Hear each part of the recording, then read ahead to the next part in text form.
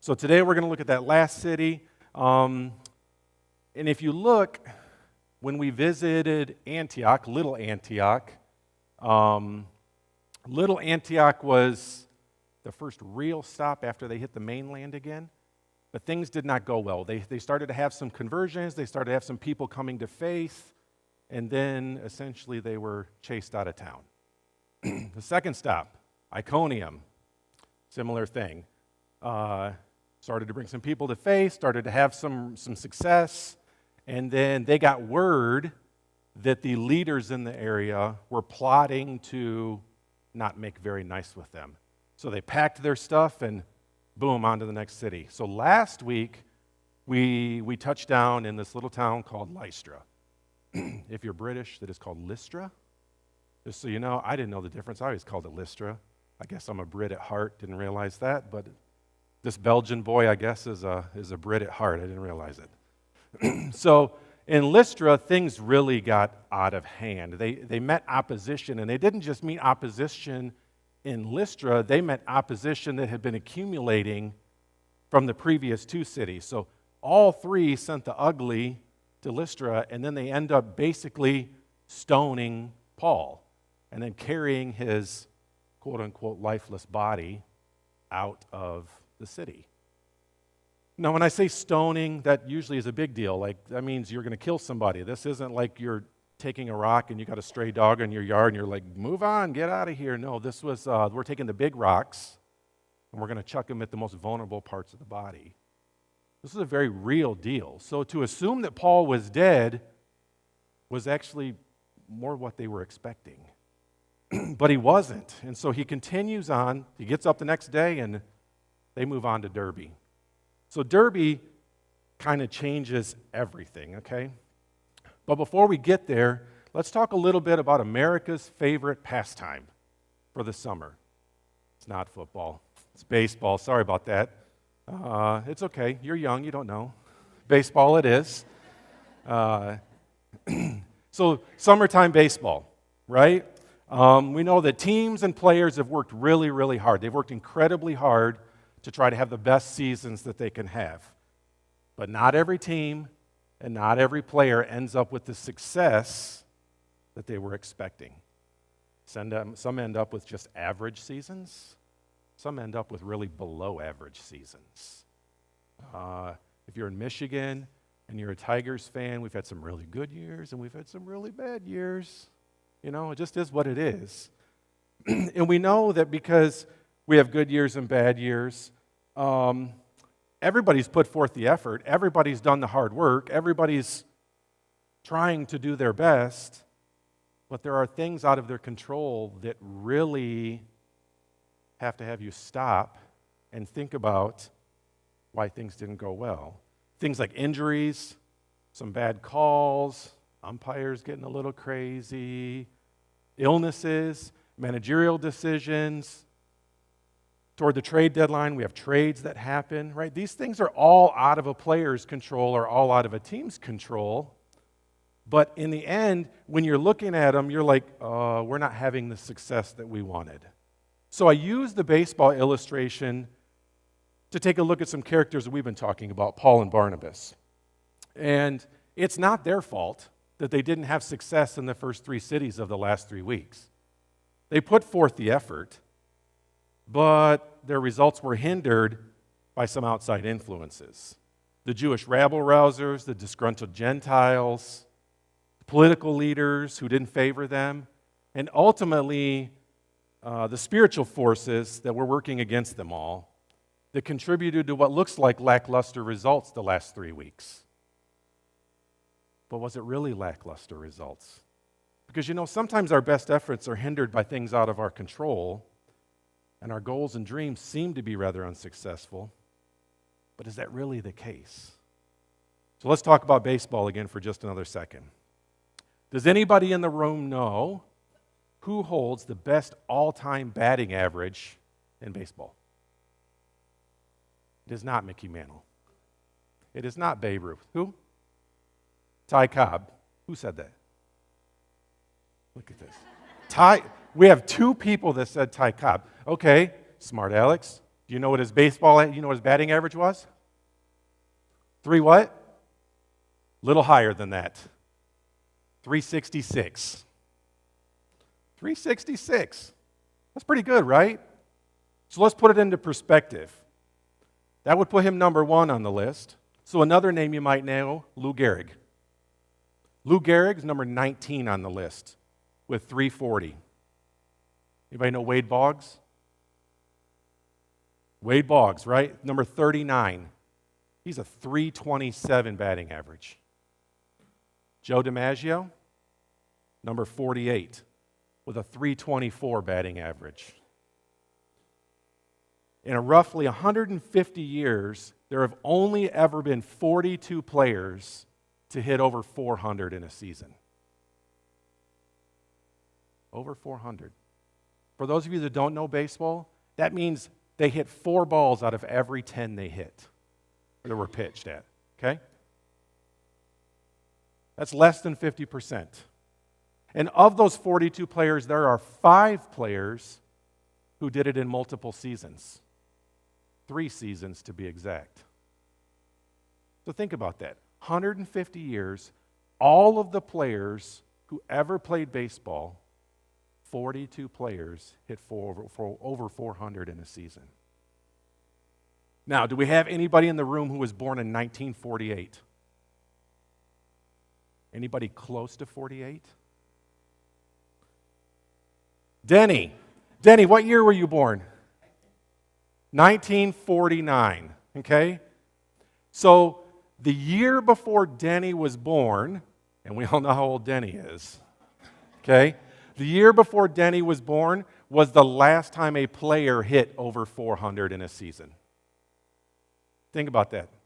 How old are you, Denny? Okay. 75 years ago was the last time a player hit over 400 in a season. Do you know the last time a player came close to hitting 400? Who? It is not. It is not. Anybody born in 1994? Anybody? Tony Gwynn did it in the shortened baseball season during the strike year. 94. That's the year I graduated high school. It's a long time ago. Isn't it, Matt? So why do I bring up, let's back up for a second because I got some more. Does anybody know who the leading career batting average person is in baseball right now that's an active player? It is not. It was up until a couple of weeks ago, but it is not anymore. It is not. Anybody else got a guess? Don't Google it, come on. You think God said, Moses, before we do the Red Sea thing, let's Google this to make sure that we can find the right location? No, he did not, okay? Okay? Paul, before you take off on that journey, let's Google to see what's the shortest route to get through this. No, he did not, okay? Let's see if we can get a map of the cities we should hit so we can find the nice places to eat. No, he did not do that either, okay? So for those of you who do not know, Jose Altuve is the leading right now. And with his batting average of a 306 would put him 109th on the all-time batting average list. I know you scream Miguel Cabrera. Up until a couple of weeks, he actually was, but Miggy's had a rough time lately. So Miggy would be number 114 on the list right now with a batting average of 306 as well, but he's a 5.4 after that instead of a 9.7. So that's how close they split hairs in baseball. So why do I bring up baseball stats? Much like our lives, we have successes and failures. We strive for perfection, but it's rarely achieved. Even the best baseball players in history hit the ball roughly 1/3 of the time. But each of them continued to play the sport. They didn't stop. They didn't give up. Paul and Barnabas struggled in the towns we've covered the last 3 weeks. This week, the tide's getting ready to shift. So for the rest of the morning, we're going to focus on the same scripture that was read by Tracy and Alex in Acts 14, verses 21 to 25. What I want to do here is I really want to point out three actions that helped Paul and Barnabas achieve the success both in their lives and in their ministry. These same things that helped achieve their success will help us be more successful when we confront opposition and endure tough times in our own lives. So the first action I want to point out, continuing to proclaim the gospel and make disciples. We're going to start in Acts 14:21, but we're only going to read the first half of it. So in Acts 14:21, we read, they preached the gospel in that city and won a large number of disciples. So just from the first half of verse 21, it seems like a pretty short little couple of words there, doesn't it? But when you boil it down, there's a lot of information here. So just like the previous cities, Paul and Barnabas were sharing the good news in the town. But unlike the last three cities, it appears as if this trip was uneventful. And when you and I hear the word uneventful, that means boring, right? That means nothing good came of it. But I'm going to stop you. So if you had the last three cities, Antioch, Iconium, Lystra, whatever you want to call it, where things didn't go so well, wouldn't you welcome a nice boring visit? Uneventful here is a good thing. Uneventful is a very good thing. There's nobody running them out of town. There's nobody to flee from. There's no stones being thrown at them. And it's safe to assume that if this were the case, we'd read about it again. It's well documented. Why would they not document it again if they were being chased out? I mean, it kind of escalated. What comes after stoning? Gets uglier, doesn't it? But in this section, we don't see the opposition. We don't read about the opposition. You know why? There's a good chance that it wasn't nearly as large as what they had met before. So in this instance, Paul and Barnabas they hit a home run. And how do I know they hit a home run? Because it was a complete success when you read this account. They won a large number of disciples. There were a large group of people not just brought to Christ, but taught for Christ. To be a disciple is to commit to learning from one person or a group. So they're taking time. This wasn't just people saying a prayer and they were good. This was Paul, and as PD would call him Barney, this is Paul and Barney pouring into a group. This isn't a casual, hey, nice to meet you. You know Christ? Let's say the prayer real quick and then I'm off. 1 Corinthians 3:6 states, I planted the seed, Apollos watered it, but God has been making it grow. See, our job isn't to give the fruit. God gives the fruit for us. Our job is to continue in the harvest field and not quit. I'm going to stop here for just a second. I want you guys to take a moment at your tables, okay? Every one of you sitting at this table, in some form or fashion, has been discipled. And I know instantly your mind goes to, well, I've never done the discipleship program here at the church, or I don't even know what the discipleship program here at the church is. We can talk about that. We can talk about it later. But I want you to stop and think life. Most of us have had jobs, many jobs, some of us. We've had kids, we've been married, we have friends, we've been involved in sports, we've been involved in music, arts, whatever it is. So I want you to take this moment at your tables, and I want you to discuss with the other people in your group. I want you to point to somebody who has discipled you in your life. If you can't think of any of those things, let's feel free to talk about our spiritual life. But let's talk about our general life. Let's talk about our average, everyday lives. Who's discipling you? Take a few minutes.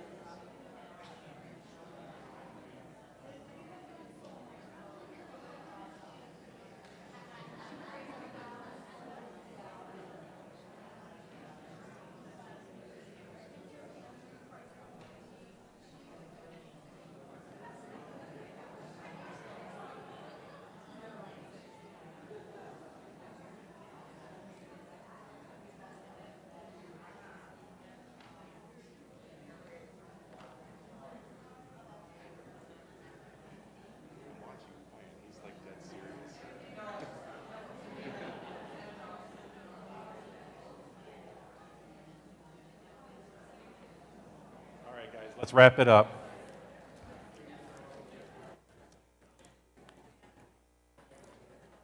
See that?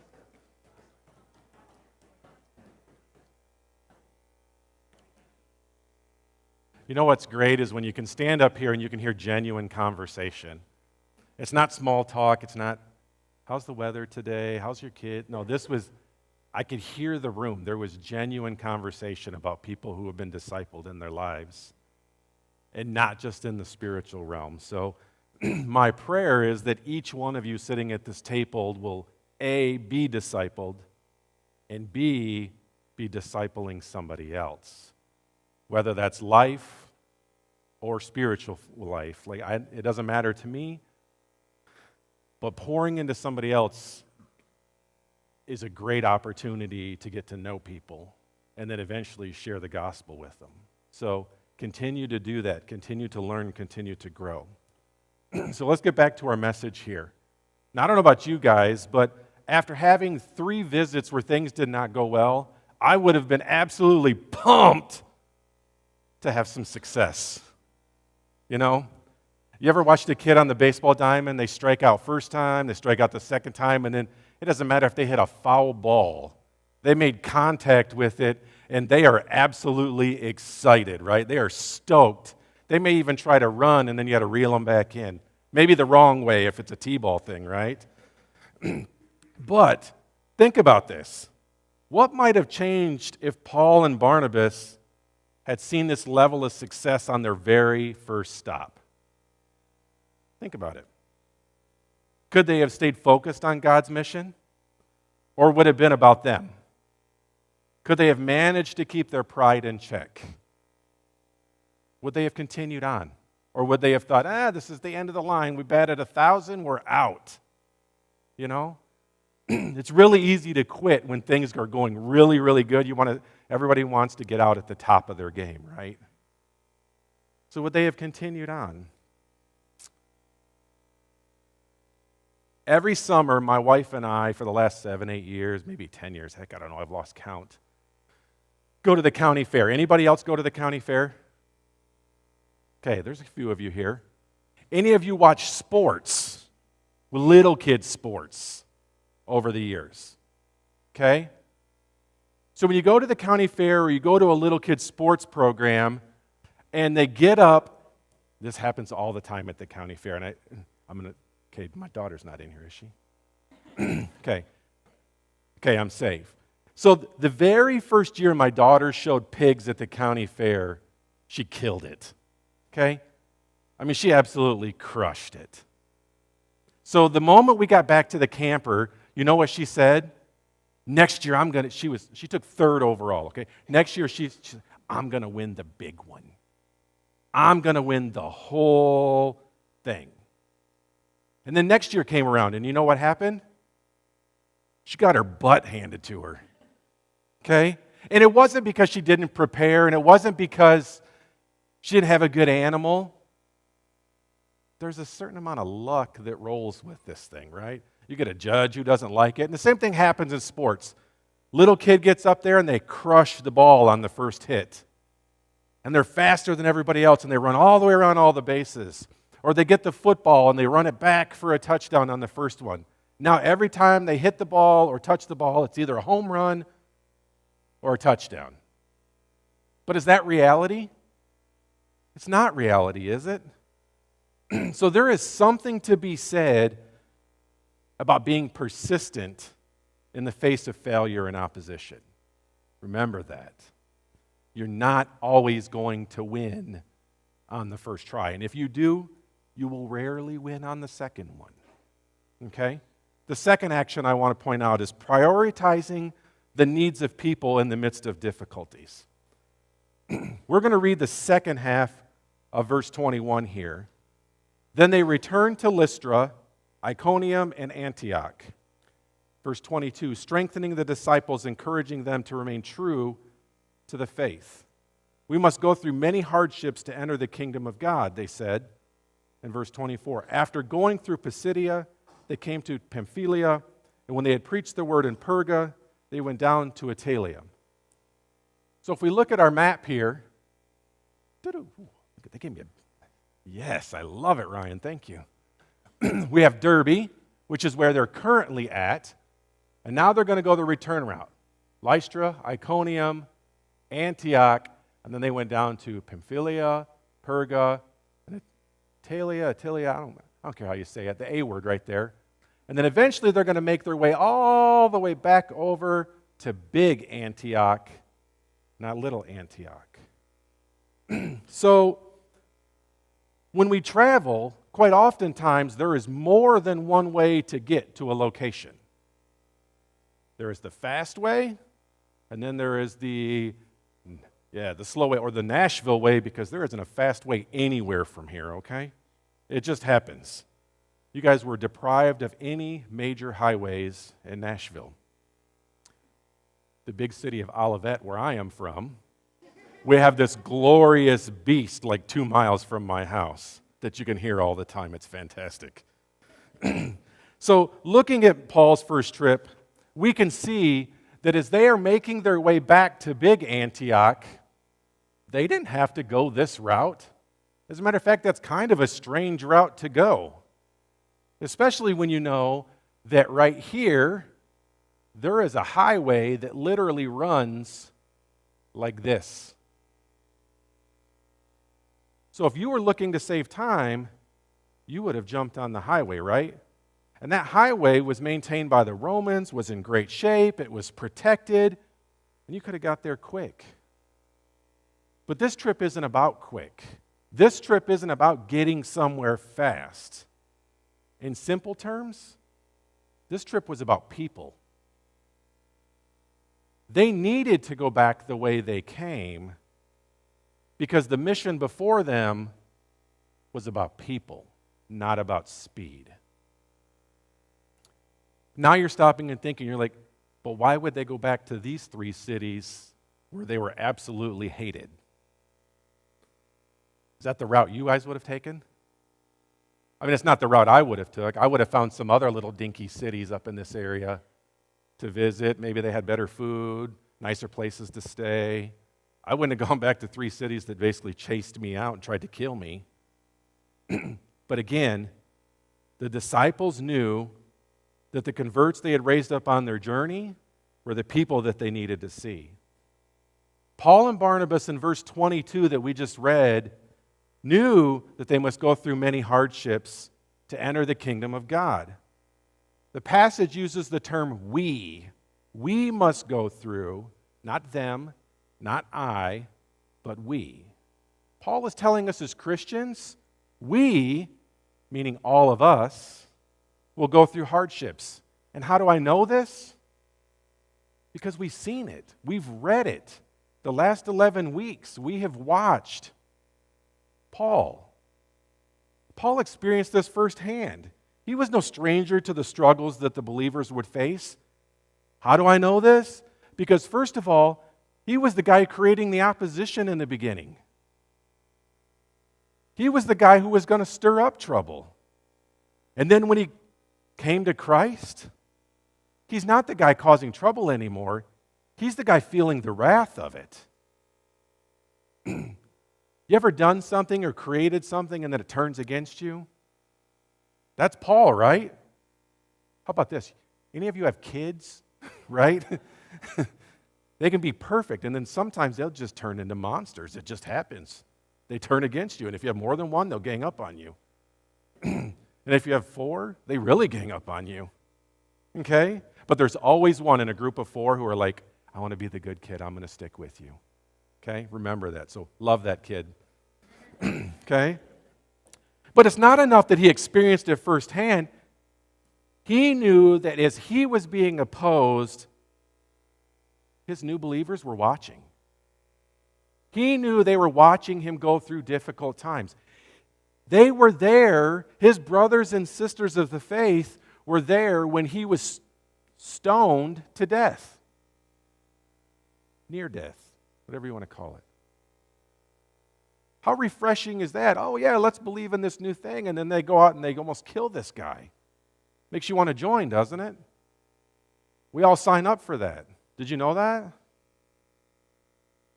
Who's got rocks? Is there rocks out front? Ryan, you got rocks out front?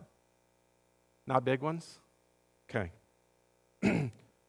So Paul knew that the same people who were opposing him were still there. They didn't leave the city when he left. Some of them did travel alongside to get him later on, but the reality is the majority of those people who were opposed to the message he was preaching were still there. And that those people that he had converted and the disciples that he and Barnabas had left behind, they were still there. And they weren't just after Paul and Barney. They were after anybody who was in the faith. So what does he do? He wants to be the example. He wants to go back because he knows they need to see, his disciples needed to see that the opposition didn't win here. They didn't chase him out. They didn't run him off. He's now back. So the third action we need to talk about is raising up passionate people who are committed to God's directives. If you noticed earlier when I was reading, I skipped to verse 23, and that was intentional. And verse 23 says, Paul and Barnabas appointed elders for them in each church, and with prayer and fasting committed them to the Lord in whom they had put their trust. Paul knew that these new places that he had visited, these new churches that they had left behind, needed leaders who would continue the work. Paul and Barney knew they couldn't stay in a place forever. Their mission wasn't to, hey, go here and hang out for the rest of your lives. It was to spread the gospel. You don't spread it by staying in one place. They needed to travel.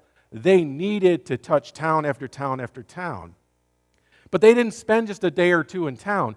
This wasn't a bed and breakfast. Many of you probably followed Petey and Evie's trip to Italy, right? My goodness, I would be exhausted. They bounced from place to place to place to place. Holy wow. That's a lot. But that's not Paul and Barney.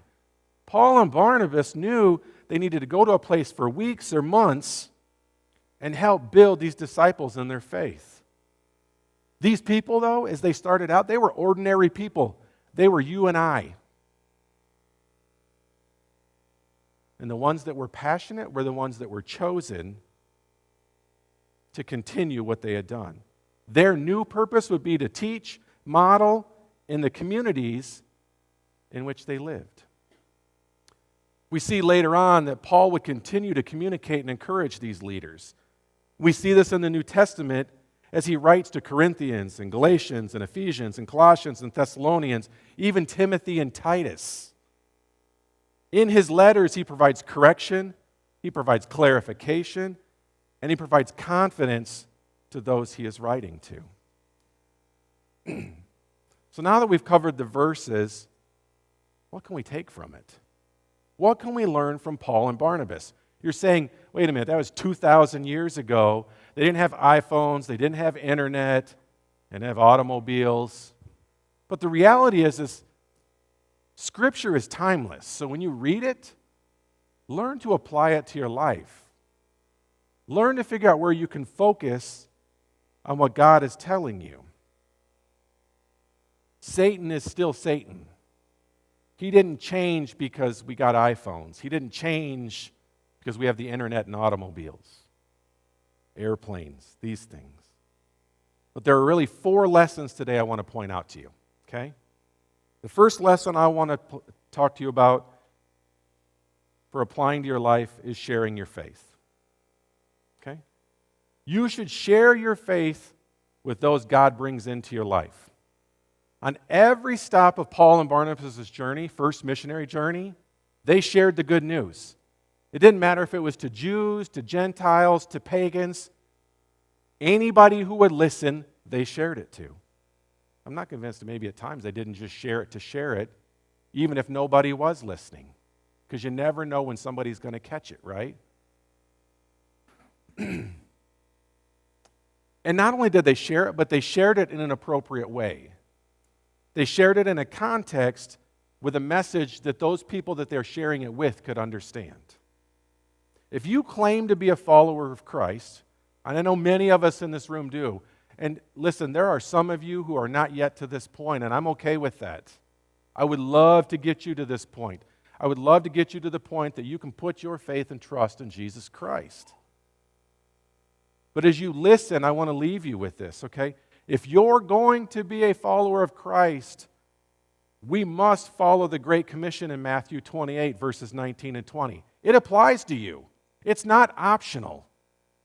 This isn't like an extended car warranty that you can sign up for or not sign up for. This is reality. You will need it, and you will be expected to do it. Now, when I say that, that doesn't mean that anyone and everyone in this room needs to come up here. Okay?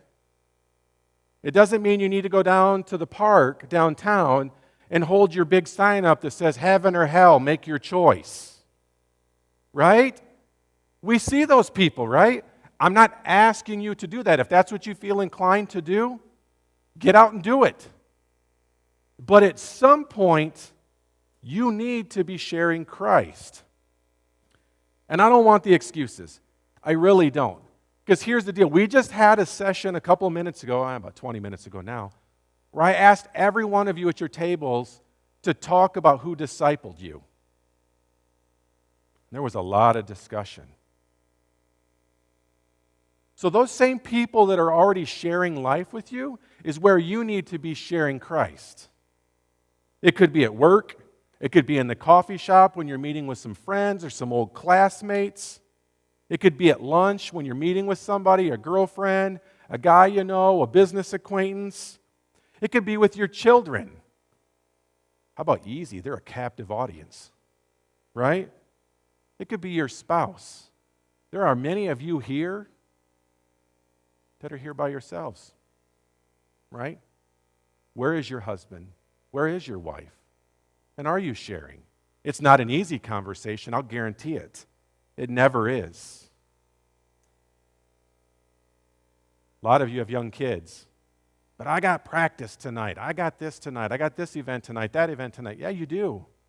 That's an opportunity to share. Quit looking at it as an obligation for your children and start looking at it as an obligation for God. Absolutely. If Christ truly is number one in our lives, you will always find a way to talk about Him. How do I know this? Because when you buy a new house, you tell your friends. When you buy a new car, you tell your friends. Guys, when you buy a boat, you tell your friends. When you shoot the biggest deer in the woods, you tell your friends. Listen, why? Why do you do that? Is it because it's shiny and new at the moment? Then I'm going to encourage you to get off your butts, polish God up, and start pointing Him out like He's new. Just because you've put Him on the shelf for a while doesn't mean we shouldn't be sharing that. Okay?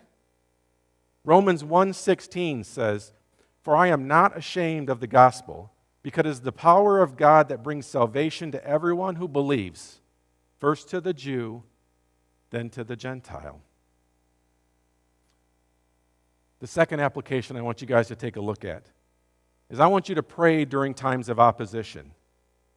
There is no verse in the Bible that says that when you get saved, it is going to be rainbows and butterflies. Hands down, rainbows and butterflies. You can throw unicorns in there too. I don't care what you do. It's not in there. I will save you the time if you've never looked. You don't have to because it's not in there. Okay? It says repeatedly in the Bible that you will face many trials. There is one thing I know for sure, and I share this with people all the time. Pay attention, you ready? Satan does not need to fight for those he hasn't lost. I'm going to say it again, you ready? Satan does not need to fight for those he hasn't lost. He will fight for those he is actively losing.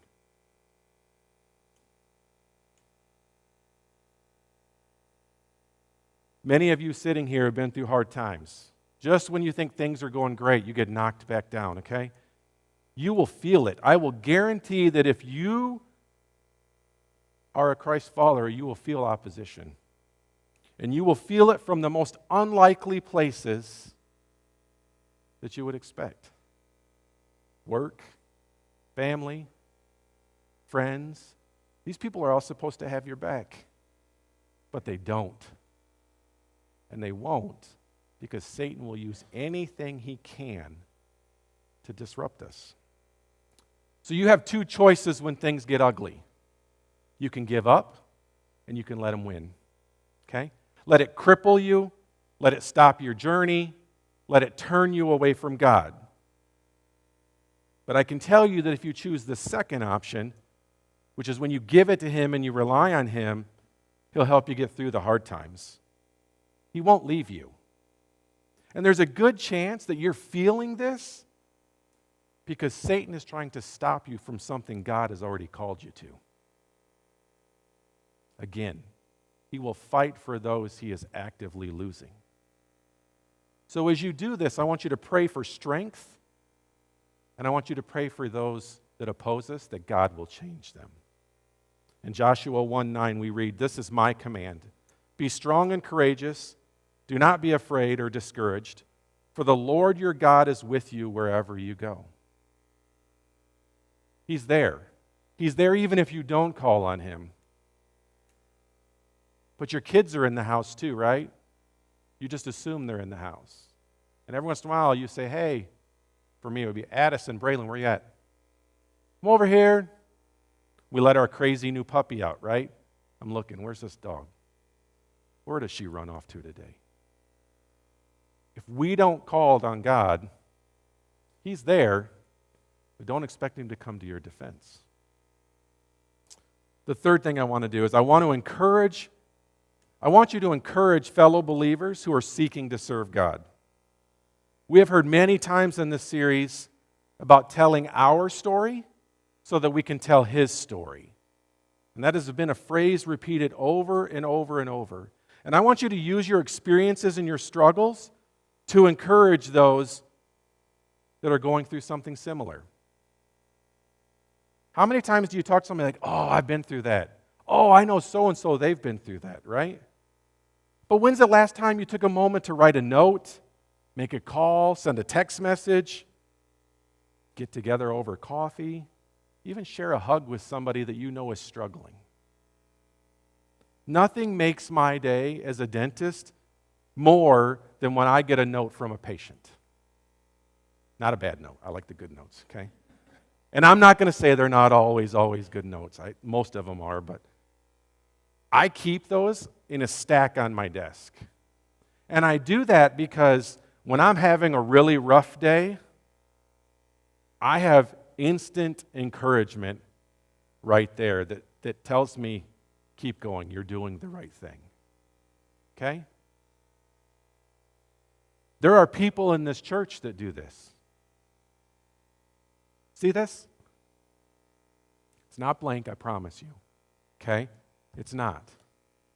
This here was a card that came to our house a couple weeks ago.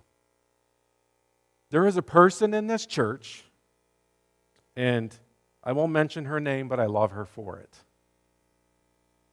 Birthdays, anniversaries, just any time that, I don't know, she always knows when I need it. Okay? They come in the mail. These things are awesome. A nice handwritten note with words of encouragement. We all love them. How come we're not doing them? We all say, "I should send. I should send." This person sent it, and I got it, and I love it. Okay? 1 Thessalonians 5:11. "So encourage each other and build each other up, just as you are already doing." We can say it, "Man, I hope things go good for you today. I hope you have a great week." What if you sent this out on Wednesday and they got it on Friday? Encourage them. We're a family. We're a family, right? Every one of us in this room is a family. Some of us may be the black sheep of the family, but that's okay, right? Still the family. And who in here doesn't like to hear a word of encouragement? If you don't, come talk to me. We can put you down if that's what you like. If that's your love language is negative encouragement, we'll do that. But I think we all really like positive encouragement. So the fourth thing I want to touch on today And this is a big one. And I want you to reflect daily on the progress you are making in your Christian journey. This isn't about making sure you checked all the boxes. Facebook last week, I saw this meme, and it says, I always accomplish what's on my checklist because I take the things I did yesterday that I fulfilled and I put them on today's list. That is not what this is about. Okay? Some of you still wouldn't get things done. But that is not what this is about. I know some of you write in a daily journal, so you already have a head start on me. But for the next week, I want to encourage each of you to take 5 minutes. 5 minutes a day and reflect on what went right and wrong. If we're going to be reflecting in our Christian lives, this will help us to see where we can improve. You'll get out of this exercise what you put into it. If you are merely checking boxes, you'll get a little exercise in checking boxes. And for some of you, that might be all you need. But the reality is, every one of us in this room will struggle to grow and improve if we never evaluate where we are. And it's not always about what we didn't do right. Sometimes it's about what went really well. Because when you do things really well, replicate it. Share it with others. When they say, well, what did you do in this situation? Well, I did this. Don, when you're fishing, what knot works really well for this? Right? Share with others what goes well, but reflect. Really easy to focus on the negative. When I was on the school board and we were talking about teaching stuff, we say, for every negative, share 3 positives. And that's not a bad thing to think about. What went well and where do we need to improve? Romans 14:12 shows us each of us will give a personal account to God. I'm not threatening you here. I'm not trying to tug at your heartstrings, but you really need to be reflecting. Because when you have to stand in front of Him and He says, so I see you said the prayer and you moved on. Did you share with anybody? And listen, I'm going to get asked that same question, so don't think I'm judging here. There are things I need to work on in my life. I'm sure my wife will attest to that. My kids would probably attest to that too. Okay? So this week, we looked at 5 verses. 5 verses. 5 verses that contain a lot of insight into a successful stop in Paul and Barnabas' journey. We looked at some struggles before, some successes in Derbe, but ultimately we looked at the people that they poured into. Let's bow our heads. Father, your message today is about people. We want you to help us share the good news. We know that this will not be easy. We know that we will face opposition. Help us to rely on you. Help us to trust in you. And help us to look to what you want us to share. Every person has something that will touch their lives from Scripture, from you, to get them interested. Father, when we meet that opposition, help us to stand tall. Help us to rely on our brothers and sisters. And help us to stay here with our family. Help us to use one another to build each other up and glorify you. Father, we ask all this in your name. Amen.